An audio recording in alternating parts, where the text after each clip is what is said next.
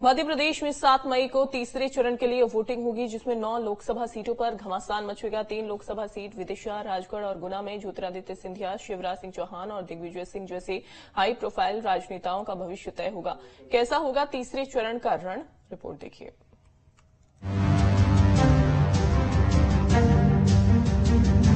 दो चरण के मतदान के बाद अब तीसरे चरण के चुनाव की बारी है। मध्य प्रदेश में तीसरे चरण में 7 मई को मुरैना, भिंड, ग्वालियर, गुना, राजगढ़, सागर, विदिशा, बैतूल और भोपाल कुल मिलाकर 9 सीटों पर मतदान होगी। सभी 9 सीटों पर बीजेपी और दूसरे विपक्षी दल कांग्रेस समेत कुल 144 उम्मीदवारों ने नामांकन दाखिल किया है। लेकिन सबसे हाई प्रोफाइल सीट विदिशा, गुना और राजगढ़ मानी जा रही है।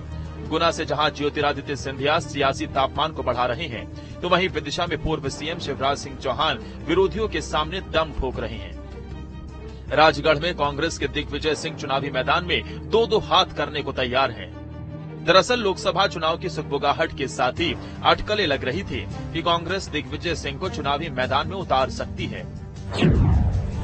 लेकिन उस समय दिग्विजय राजगढ़ से चुनाव लड़ने के लिए तैयार नहीं थे।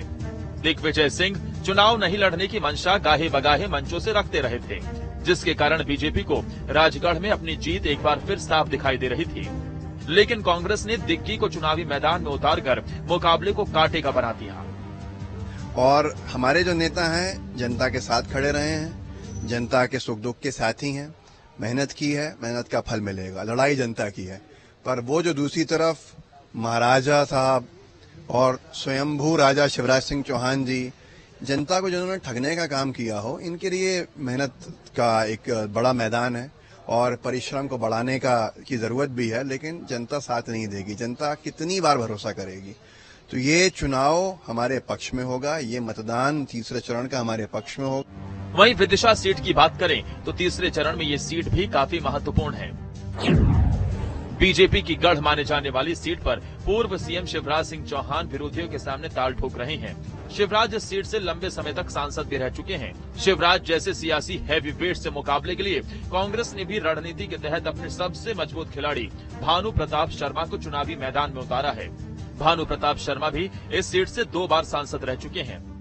हालांकि सियासी हलकों में शिवराज का पलड़ा भारी माना जा रहा है। भारतीय जनता पार्टी तो जीवन संगठन है, 24 घंटे 7 दिन सतत संपर्क और संवाद में रहता है। इसलिए चुनाव हो या ना हो, हमारा कार्यकर्ता तैयार है। मोदी जी की गारंटी और बूथ शक्ति, ये मुख्य 2 आधार हैं जिन पर हम ऐतिहासिक मत प्रतिशत और ऐतिहासिक सीटों से विजय होने वाले हैं। विदिशा और राजगढ़ की तरह गुना शिवपुरी लोकसभा सीट भी काफी हाई प्रोफाइल मानी जा रही है। यहाँ से खुद केंद्रीय मंत्री ज्योतिरादित्य सिंधिया बीजेपी की तरफ से चुनावी मैदान में हैं। यहाँ से कांग्रेस ने यादवेंद्र सिंह यादव को सिंधिया के सामने उतारा है। ये वही सीट है जब 2019 में ज्योतिरादित्य सिंधिया को बीजेपी उम्मीदवार केपी यादव से हार का सामना करना पड़ा था। सिंधिया को केपी यादव ने करीब 1.25 लाख वोटों से हराकर पूरे राजनीतिक समीकरण को हिला दिया था। इस बार सिंधिया बड़ी जीत हासिल कर दिल्ली में अपना सियासी कद बढ़ाने की कोशिश कर रहे हैं। दूसरी तरफ यादवेंद्र सिंह यादव की बात करें तो वो यादव वोटरों के जरिए सिंधिया को हराने का दावा कर रहे हैं। अगर जातिगत समीकरण की बात करें तो माना जा रहा है कि यादव वोट और परंपरागत कांग्रेस वोट सिंधिया के लिए मुश्किलें खड़ी कर सकता है। तो अभी जो कंपटीशन है अब तीसरे फेज में, वो तो मार्जिन का ही कंपटीशन है। और मध्य प्रदेश में आप देखेंगे ना कि जैसे विदिशा सीट है, तो वो तो भाजपा की सीट है, परंपरागत सीट है, जीतते रहे हैं वहां। तो अब बात स्वरूप कांग्रेस जीतती है तो उनको तो कोई समस्या नहीं है। जो गुना की सीट है वहां जरूर थोड़ा सा आप, क्योंकि भाजपा में वो पहली बार चुनाव लड़ रहे हैं, इसके पहले कांग्रेस से लड़ते थे, तो वहां भी मार्जिन की बात है कि जिस तरह से भाजपा का सपोर्ट मिलना चाहिए कितना मिलता है वो भी है।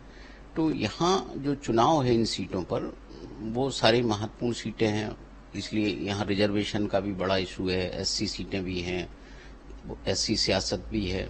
तो कई तरह से आप देखेंगे ना कि ये जो फेज है ये थोड़ा सा भाजपा के लिए भी चुनौतीपूर्ण है। मध्य प्रदेश को सियासत की नर्सरी कहा जाता है और इसी नर्सरी ने दिग्विजय सिंह, ज्योतिरादित्य सिंधिया और शिवराज सिंह चौहान जैसे होनहार राजनीतिज्ञ देश को दिए हैं। लेकिन 2024 के लोकसभा चुनाव में ये तीनों दिग्गज चुनावी मैदान में हैं। चुनावी अखाड़े में जनता किसके लिए विजयी बटन दबाएगी और किसे मुंह की खानी पड़ेगी, ये तो समय बताएगा। भोपाल से न्यूज स्टेट के लिए अतुल शर्मा की रिपोर्ट।